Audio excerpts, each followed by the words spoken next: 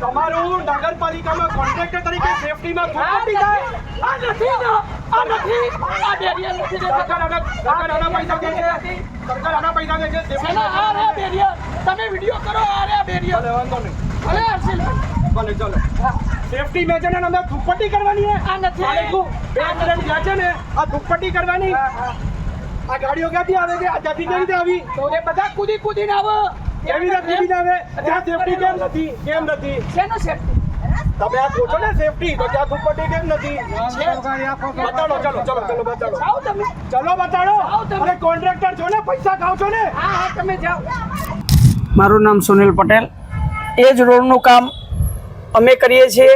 હવે સવારે અમને ઇન્સ્ટ્રક્શન મળેલી મહાનગરપાલિકામાંથી કે આ જે બંને બાજુ બેરિકેડ કરી અને રોડ પૂરો ગુરુકુળનોથી રમતગમત મેદાન સુધી બંધ કરવાનો છે.